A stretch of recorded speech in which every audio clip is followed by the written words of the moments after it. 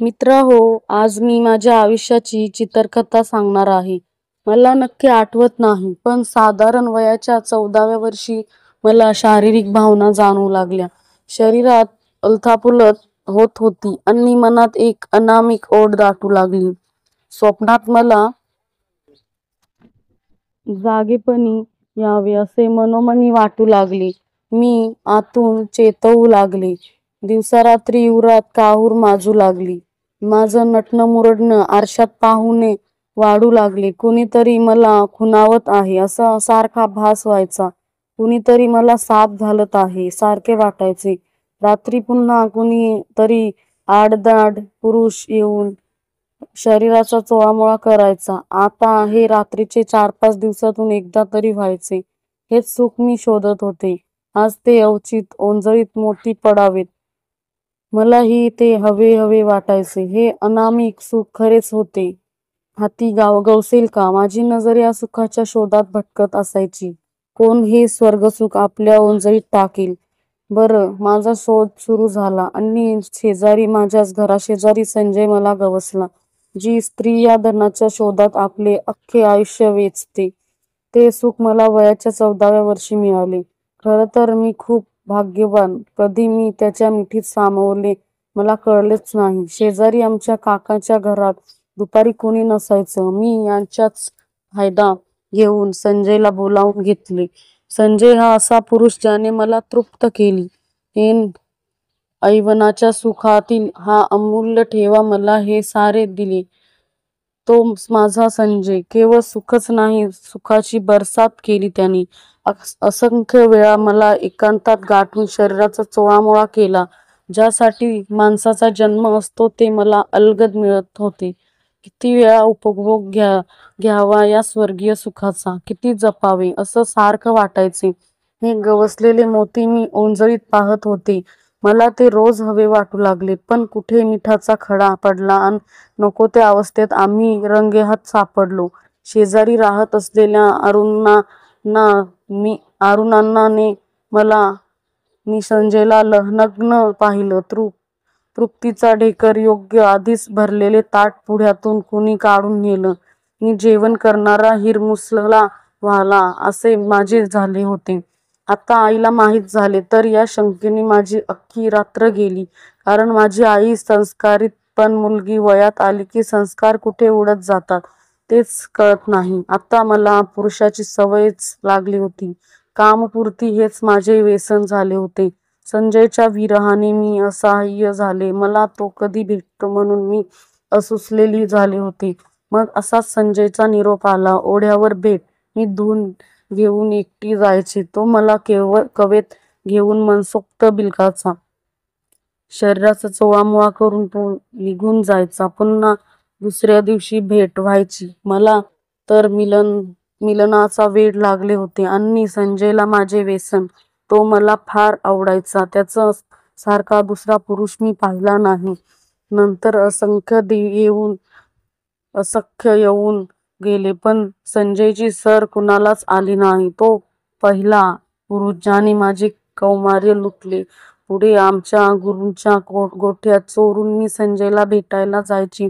तो बोलावलं की माझी जाण्याची तयारी असायची. त्याच्याकडून लुटावं असं वाटायचं. तो माझ्यासाठी असुसलेला असायचा. मलाही तेच हवे होते.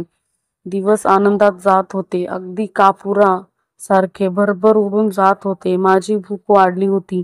सारखं एकच पदार्थ खाऊन वीट यावा, त्याची सिसाटी यावी तसंच संजयबद्दल वाटू लागले. मी दुसरा चेहरा शोधू लागले. माझा कामयानी शोधू सुरू झाला. नजर पुन्हा कुणाला तरी शोधू लागली. मला दुसरा संजय हवा होता. राजा ययाती मला माझ्यात दिसू लागला. मी कामातूर झाले, बैचेन झाले. संजयच्या संगतीत 5-6 वर्ष कशी गेली तेच कळलंच नाही. गेली ती सारी वर्ष मस्तीत गेली होती.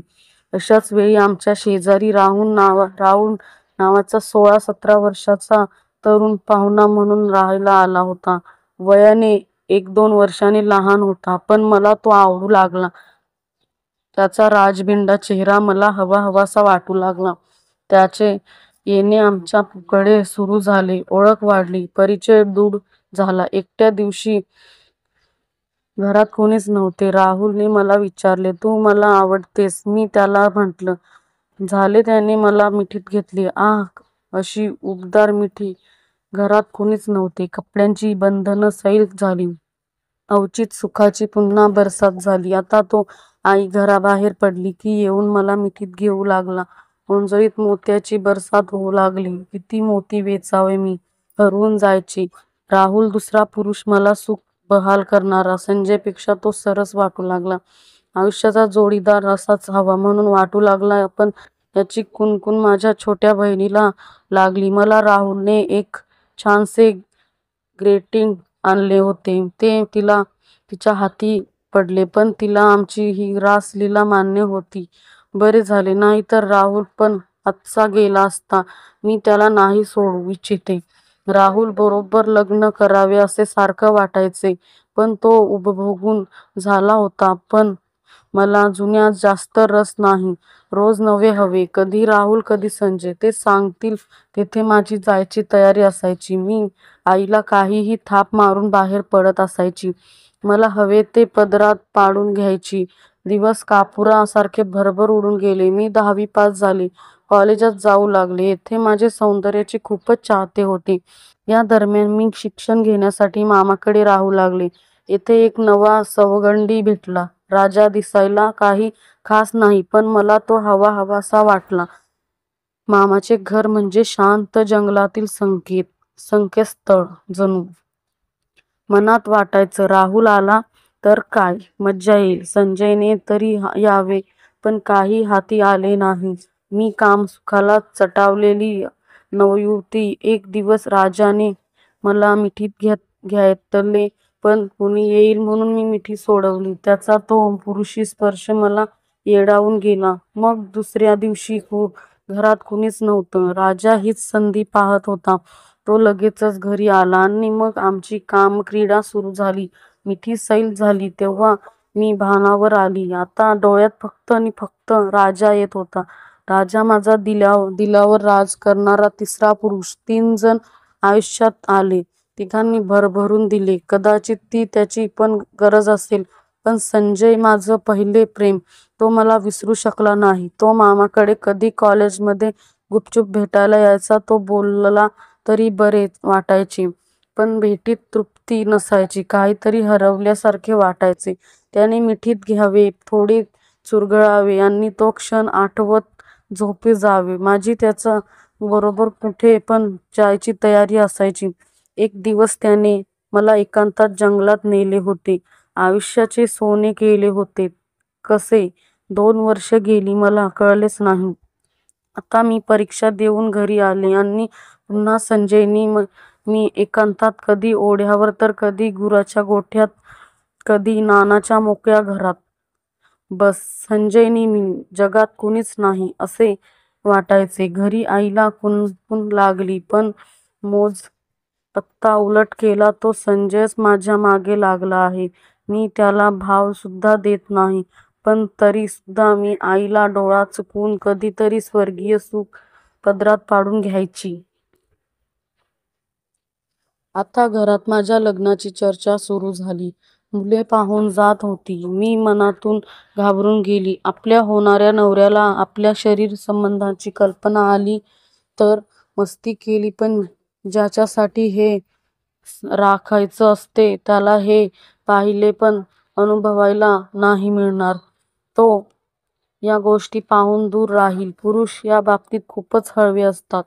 आपली बायको फक्त फक्त कायमची आपली हवी. ती जर दुसऱ्याची क्षणभरची जरी झाली तर ते आपल्या बायकोला मनापासून कधीच स्वीकारत नाही. आयुष्यभर ते त्या स्त्री बरोबर नफरत करतात. कोणत्याही क्षणी ते तिला माफ करत नाही. आणि ती स्त्री आयुष्यभर खऱ्या प्रेमाची पारखी राहते.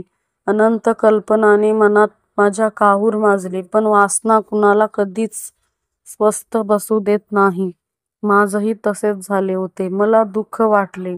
ते संजय, राहुल, राजा सारेच माझ्या सुखाचे सोबती सोडून जावे लागणार होते. ते आले की सुखाची बरसात करायची. आणि जी वेळ येऊ नये असे वाटायचं ती वेळ आली. माझं लग्न एका सर्वसाधारण असणाऱ्या तरुणाबरोबर जमले.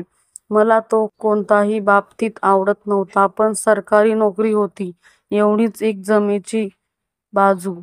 ना दिसता चांगला, न रूप माझ्यापेक्षा सर्वसाधारण. मी म्हणजे सौंदर्य, मी म्हणजे तारुण्य, मी म्हणजे बहार, तो म्हणजे नुसता बोर. असो, आईने ठरवले म्हणून गुमान इतर मुलींसारखी मी गुमान मान तुकवली. झालं एकदाचं लग्न. मुलगा खुश होता. त्याला माझ्यासारखी सुंदर बायको मिळाली होती.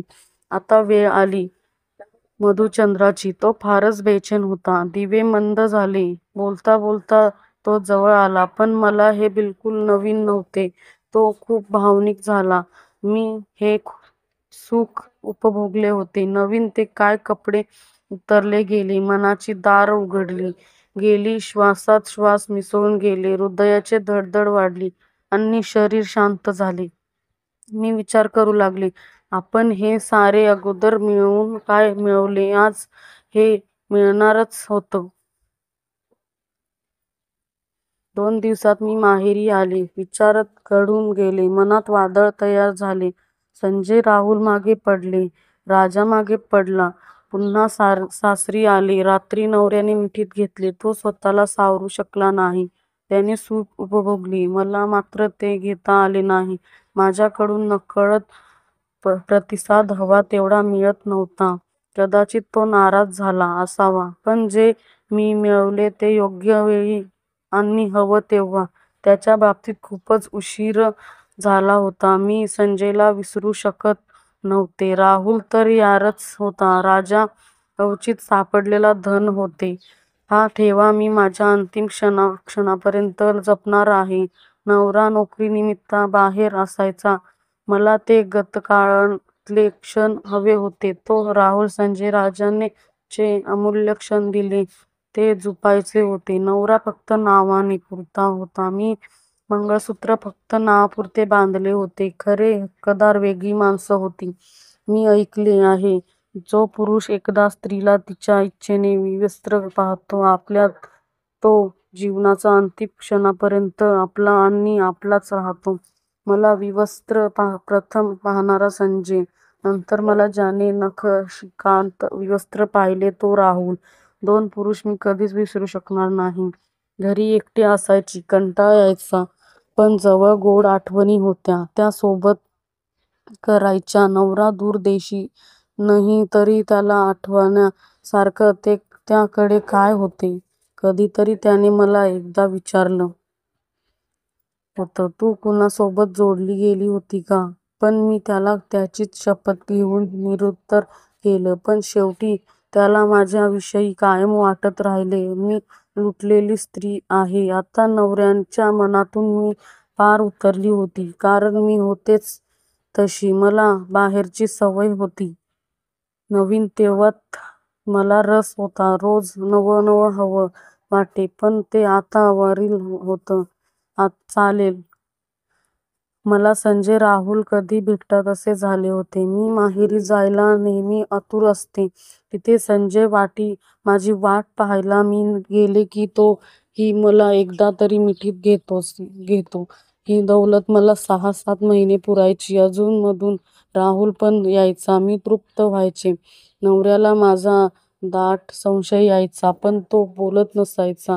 मला आठवत नाही त्याने कधी मला मनापासून जवळ घेतले आहे. तो जवळ यायचा फक्त मला ओरबाडून घ्यायला. बाकी सारे पुरुष सारखेच. राहुल काय आणि संजय काय, फक्त त्यांना स्त्रिया फक्त उपभोग घ्यावा म्हणून हव्या असतात, बाकी काही नाही. प्रेम हे गोंडस नाव या सगळ्याच प्रकरणाचा दिले की झाले.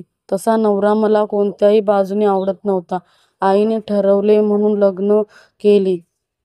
आज 6 महिने उलटून गेले. पण ना राहुल, ना संजय, ना राजा, ना नवरा जवळ आला होता. नवऱ्याने माझ्यावर बहिष्कार टाकला होता. या 6 महिन्यांनी संजयचे लग्न झाले होतं. राहुल कुठेतरी नोकरीला दूर गेला होते. मी तडफडत होते. राजा ना भेट ना गाठ. मला कुणीही हवा होता. नवरा सुद्धा, पण तो ढुंकूनही बघत नव्हता मला. त्याचा प्रचंड राग येऊ लागला. मी त्यावर खोटे नाटे आरोप करू लागले. मला संशयाने घेरले. मी त्याबरोबर वाद घालू लागली. नवरा आता माझ्याकडे व घरीही लक्ष देत नव्हता. मी एकटी पडली होती. मी असुसलेली होती. कधी राहुलचा फोन येईल, फक्त आश्वासन मिळेल. लग्न झाल्यावर राहुल संजय भेटत राहिले, पण वारंवार मनात कालवाकालव होतं.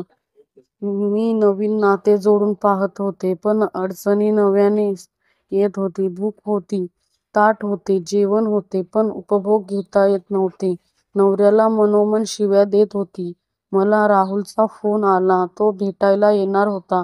वेळ ठरली, दिवस ठरला. आज बऱ्याच दिवसांनी मला दिलाचा दिलबर भेटणार होता.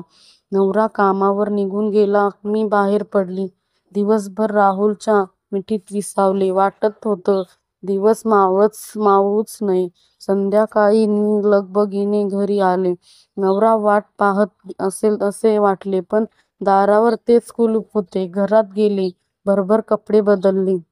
नवरा येण्याच्या आत काही झालेच नाही असे केले, पण नवरा आलाच नाही. मी खूपच उशिरापर्यंत वाट पाहिली. सकाळी तरी येईल, पण सारे व्यर्थ. 4-5 दिवसांनी एक पत्र हाती आले. मला शोधू नकोस, आता मी कधीच घरी येणार नाही. काल मी तुला तुझ्या मित्रासोबत पाहिलं असो, पण तुझ्या वाईट कृत्याची शिक्षा मी का भोगावी म्हणून दूर निघून जात आहे. म्हणजे मी मारणार नाही, तर मोकळ्या दुनियेत फिरणार आहे. मी गर्द काळ्या डोहात एकटंच असल्याचा भास मला झाला. कुठे जाऊ, कुठे राहू? प्रश्न भयानक होते. मी इतका खोल विचार केव्हाच केला नव्हता. घाईघाईत राहुलला फोन केला. आपण लग्न करू. त्याने असे काही उत्तर दिले की कानात कोणीतरी लावा राहुल ओतावा असं वाटलं. राजाला फोन लावला. त्याला सर्वच सांगितले, पण तो म्हणाला, अगं, प्रेम वगैरे काही नव्हतं. ती फक्त मजा होती, यांनी फोन ठेवला. संजयचे लग्न झाले होते. माझ्या समोर फक्त अंधार होता. वाटा रुसलेल्या होत्या. आईला काय सांगू, वडिलांना काय सांगू, देऊ काय प्रश्न विचारतील. प्रश्न अनेक, उत्तर काहीच नव्हते. क्षणभंगुर सुखासाठी मी खरं सुख हरवून बसले होते. आता काय उपयोग नव्हता. वाईट कर्म माणसाला खोल दरीत नेते आणि आपलाच कपाळमोक्ष करते. मी आज छोट्या सुखासाठी माझे मोठे सुख गमावले होते. मित्रांनो, तुम्हाला जर ही कथा आवडली असल्यास चॅनेलला सबस्क्राईब करा आणि अशाच नवनवीन स्टोऱ्या ऐकण्यासाठी बेल आयकॉन नक्की दाबा आणि कमेंट करून नक्की कळवा तुम्हाला ही कथा कशी वाटली. Thanks for watching.